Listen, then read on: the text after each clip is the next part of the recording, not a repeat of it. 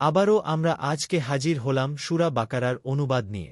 আমরা গত কয়েক পর্বে সূরা বাকারার ধারাবাহিক অনুবাদ শুনে আসছি, যেখানে ১ নং থেকে ১৪০ নং আয়াত পর্যন্ত আলোচনা শুনেছি।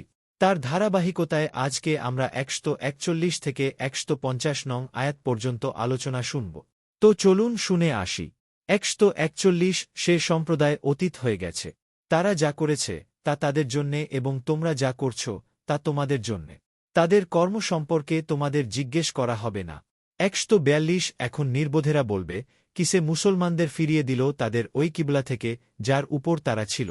আপনি বলুন, পূর্ব ও পশ্চিম আল্লাহরই, তিনি যাকে ইচ্ছা সরল পথে চালান। ১৪৩ এমনিভাবে আমি তোমাদেরকে মধ্যপন্থী সম্প্রদায় করেছি যাতে করে তোমরা সাক্ষ্যদাতা হও মানবমণ্ডলীর জন্যে এবং যাতে রসুল সাক্ষ্যদাতা হন তোমাদের জন্য। আপনি যে কিবলার উপর ছিলেন তাকে আমি এজন্যই কেবলা করেছিলাম, যাতে একটা প্রতীয়মান হয় যে কে রসুলের অনুসারী থাকে আর কে পিট্টান দেয়। নিশ্চিতই এটা কঠোরতর বিষয়, কিন্তু তাদের জন্যে নয় যাদেরকে আল্লাহ পথপ্রদর্শন করেছে। আল্লাহ এমন নন যে তোমাদের ঈমান নষ্ট করে দেবেন। নিশ্চয়ই আল্লাহ মানুষের প্রতি অত্যন্ত স্নেহশীলত করুণাময়। ১৪৪ নিশ্চয়ই আমি আপনাকে বারবার আকাশের দিকে তাকাতে দেখি।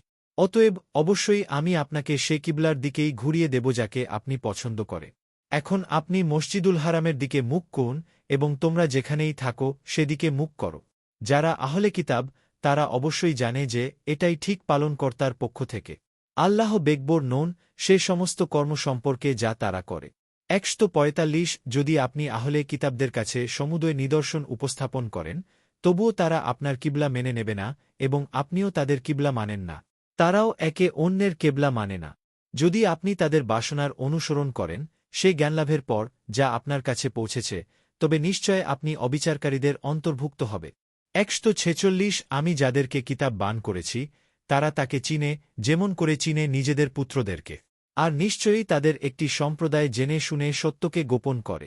১৪৭ বাস্তব সত্য সেটাই যা তোমার পালনকর্তা বলে, কাজেই তুমি সন্দিহান হয়ো না। ১৪৮ আর সবার জন্যই রয়েছে কিবলা এক এক দিকে, যেদিকে সে মুখ করে ইবাদত করবে।